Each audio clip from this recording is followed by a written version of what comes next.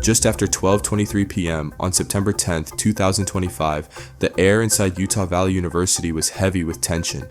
Conservative activist Charlie Kirk stood before an audience of nearly 3,000, speaking on the subject of gun violence, one of the most polarizing issues of his career. In the middle of his remarks, a single rifle shot rang out. Witnesses recall the moment with haunting clarity. He was ironically talking about gun control when I heard just one pop, said Raiden Desheen, who had been standing near the front. She described the split second that followed, Kirk's hand rushing to his neck, blood spilling as shock rippled through the crowd. Panic erupted instantly. Students and attendees scattered in every direction, ducking behind fences, pressing against walls, and clawing for exits. Security yelled for people to flee while others froze in disbelief. Amid the chaos, cell phone cameras captured Kirk collapsing before being lifted into a car in a desperate attempt to save his life. Within minutes, the footage was circulating online. The irony was inescapable. For years, Kirk had been one of the nation's most unapologetic defenders of gun rights. He once insisted that some gun deaths every year are worth it in order to preserve the Second Amendment. His stance was unyielding, often controversial, and central to his identity as a culture warrior. Yet it was gunfire, sudden, sharp, and final, that ended his public crusade in front of thousands. What made the moment even more surreal was how quickly the tragedy became a reflection of America's divisions. Online, disbelief collided with cynicism, grief with schadenfreude. Was this a symbol of the very contradictions Kirk embodied, a cruel twist of fate, or simply another addition to the endless cycle of American gun violence? Now, we must also be real. We must be honest with the population. Having an armed citizenry comes with a price. Wow. And that is part of liberty. Wow. Driving comes with a price. 50,000 people die on the road every year. Wow. That's a price. You get rid of driving, you'd have 50,000 less auto fatalities. But we have decided that the benefit of driving, speed, accessibility, mobility, having products, services, is worth the cost of 50,000 people dying on the road. Wow. So we need to be very clear that you're not going to get gun deaths to zero.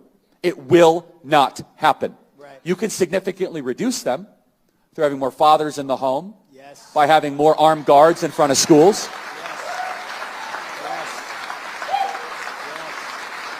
Yes. Yes. We should have an honest and clear reductionist view of gun violence, but we should not have a utopian one. You will never live in a society when you have an armed citizenry and you won't have a single gun death.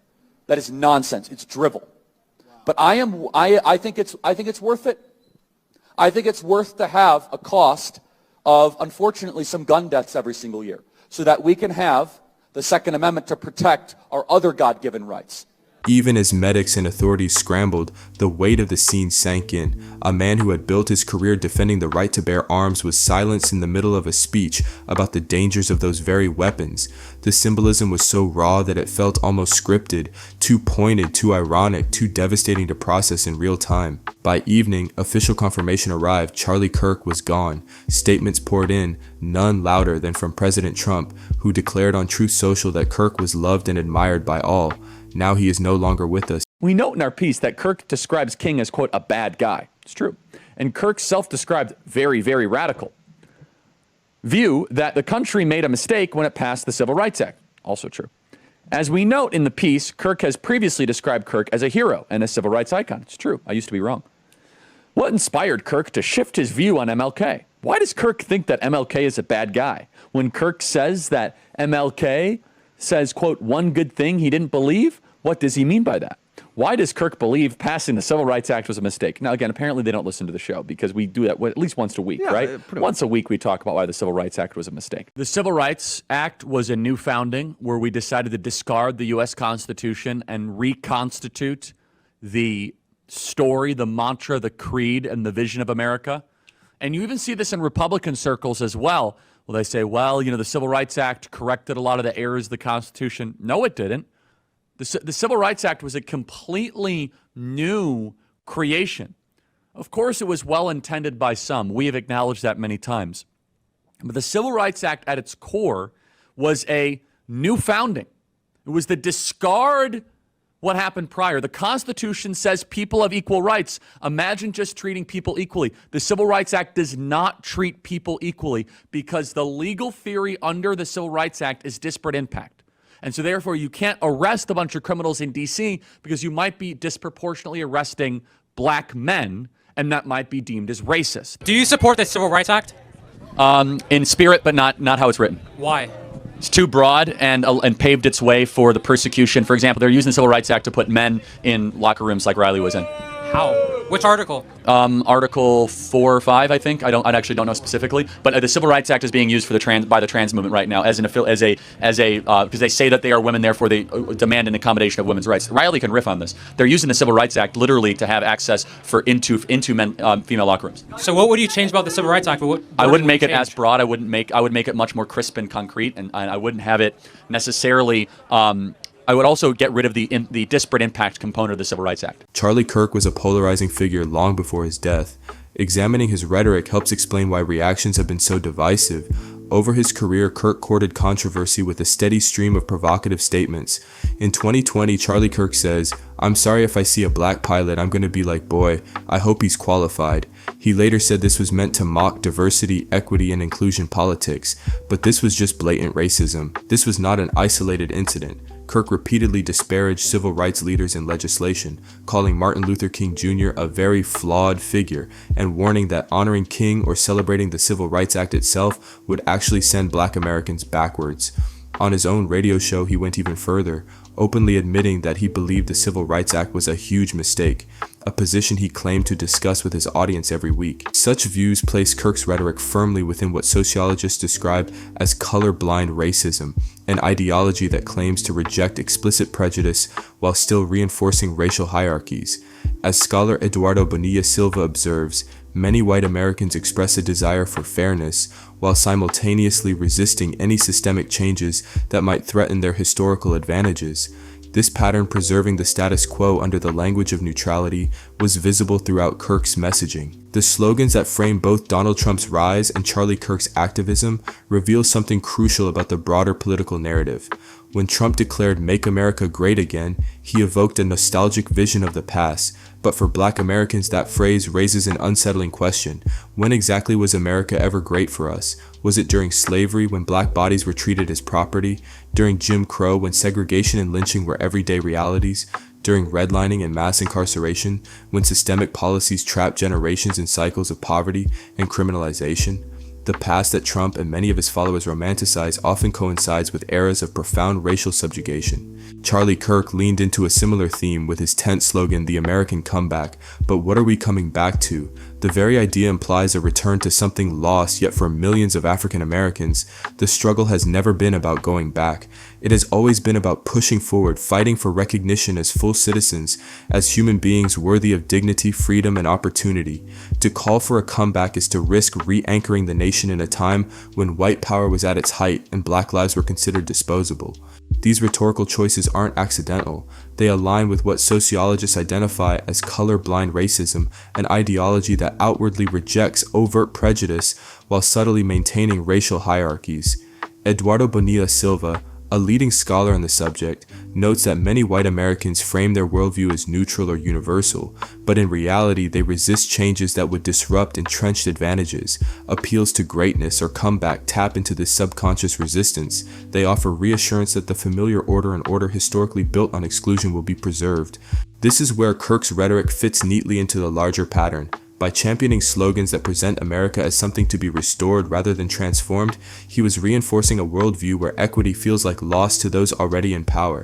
His language offered a promise to his audience that the cultural dominance of whiteness, threatened by demographic shifts and demands for justice, could be safeguarded under the guise of patriotism. The deeper irony, then, is not just in Kirk's death by gunfire, but in the way his political messaging reflected a longing for a past that was never just, never equal, and never truly great for black Americans. To romanticize a comeback is to ignore the reality that the only path forward is not back into the shadows of racial oppression, but ahead into an America that fully sees and values all of its people. Kirk's critiques extended well beyond African Americans. He routinely cast suspicion and hostility toward other marginalized groups, weaving them into a larger narrative of cultural threat. During the height of the Black Lives Matter protests, Kirk linked demonstrations to rising crime, going so far as to describe young black men as prowling for opportunities to commit violence. He attacked Islam, claiming that large dedicated Islamic areas could serve as terrorist breeding grounds, and insisting that Islam itself is not compatible with Western civilization. In immigration debates, Kirk amplified the conspiracy-laden rhetoric of the so-called Great Replacement theory, warning that Democrats were deliberately flooding the country with immigrants to weaken the power of rural white Americans. Even in partisan battles, his attacks carried racial undertones. He labeled MSNBC host Joy Reid and Democratic National Committee Chair Jaime Harrison as affirmative action picks who had supposedly stolen a white person's slot. These statements fit into a much longer tradition of racialized fear politics in the United States. Historian Carol Anderson, in her work on race and American politics, describes how white identity is often mobilized through grievance. Every gain in black progress is reframed as a loss for white America. The Great Replacement rhetoric Kirk embraced echoes what Anderson terms white rage, a backlash that surfaces whenever marginalized groups make strides toward equality. Cultural theorist Stuart Hall also helps illuminate Kirk's strategy. Hall argued that political movements often construct a vilified other to solidify the identity of a threatened majority. By portraying Muslims, immigrants, black activists, and even liberal public figures as existential enemies of the nation, Kirk offered his predominantly white audience a sense of unity through opposition. This tactic, though divisive, is powerful. It transforms social anxiety into a shared crusade against those deemed outsiders. Seen in this context, Kirk's public identity was not merely controversial, it rested on a steady use of racist, Islamophobic, and xenophobic themes. Supporters framed this as courage, praising him as a truth-teller willing to say what others avoided. Critics, however, viewed him as a dangerous demagogue who weaponized long-standing prejudices for political gain. Our purpose here is not neutrality, but to confront the destructive impact of his rhetoric and the divisions it fueled. The deep polarization surrounding Kirk can only be understood by acknowledging how fully his words both reflected and intensified the fault lines of American race, religion, and identity politics, and how in the end, those very fault lines shaped the circumstances of his death. The manner of Charlie Kirk's death struck many as a grim and bitter twist. Throughout his career, Kirk argued that some level of gun violence was an acceptable cost of liberty. He once said, "Sacrificing some gun deaths every single year was a prudent deal to preserve the Second Amendment." Yet when the fatal shot rang out, it was not abstract, it was his own life claimed by the very weapon he had so fervently defended. His philosophy of armed defense, meant to insulate against danger, could not shield him from it. To understand the deeper irony, one must also reckon with the racial history of the Second Amendment itself. Historian Michael Waldman explains that for most of American history, the right to bear arms was not seen as an unlimited individual entitlement, but as a guarantee for state militias, the citizen soldier. The modern interpretation of personal gun ownership as almost sacred only emerged in recent decades. Historian Carol Anderson goes further, arguing that the amendment was in many ways a bribe paid again with black bodies. Southern states, fearful of slave uprisings, demanded protection for armed militias as the price of ratifying the Constitution. Guns, in other words, were bound from the beginning to the control of enslaved people, and later to the policing of free black citizens. The racial double standard continued across history. During Reconstruction, black Americans, many of them Union veterans, were systematically disarmed by law, while former Confederates were allowed to keep their weapons. In the 20th century, gun laws were often applied in ways that criminalized black possession while protecting white ownership. Waldman and Anderson both illustrate how the Second Amendment has never functioned as a universal shield. Instead, it has long been enforced in ways that preserved white dominance while leaving communities of color exposed. This is an election year. We got to be serious. Every able-bodied African American must register for a legal firearm. That's the only way they'll change the law. In this light, Kirk's advocacy for unfettered gun rights was not just about personal liberty, it was part of a much older and more contentious American legacy, one that has consistently valued some lives over others.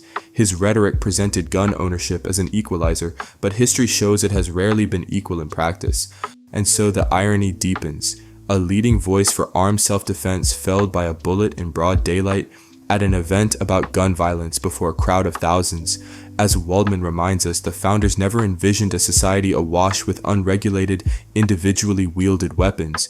Kirk's death is a stark reminder that in a nation saturated with firearms, ideology offers no protection. To champion guns is to live within their reach, and to die by them is a risk no philosophy can erase. At a candlelight vigil, Kirk's widow Erica gave an emotional tribute. She thanked law enforcement, close conservative allies including J.D. and Usha Vance for their support, and urged that her husband be remembered for his courage and faith. In words that resonated with many, she said, "Most of all, Charlie loved his children. My husband laid down his life for me, for our nation, for our children." Almost immediately after Kirk's death, the tragedy became a weapon in America's endless partisan war. On the right, commentators and influencers framed the shooting as proof of radical left violence. They argued that the rhetoric of progressive activists and liberal media had directly inspired Robinson, even though investigators found no political ties. Former President Donald Trump himself echoed this claim, calling the murder political violence and blaming the left's hostility toward conservatives. For many on the right, the assassination was folded into a larger story of victimhood, that conservatives in America are under siege. In truth, the evidence told a simpler story. Robinson acted alone, motivated by his personal fixations and delusions. But in the age of polarized media, the assassination became less about facts and more about interpretation. For the right, Kirk was a martyr taken down by leftist hatred. For the left, his death was a cautionary tale about the dangers of the very politics he championed. And somewhere in the middle, the actual details, the rifle, the rooftop, the lone gunman risked being drowned out by the louder fight over what the murder meant. Charlie Kirk's death was a tragedy that reached beyond politics. He was a young father with deeply held convictions, but no one, regardless of their beliefs, should lose their life for them. Whatever one thought of his rhetoric or activism, he did not deserve this fate. His killing is a stark reminder that incendiary words and deepening polarization are not just abstract dangers, they can manifest in real and irreversible violence.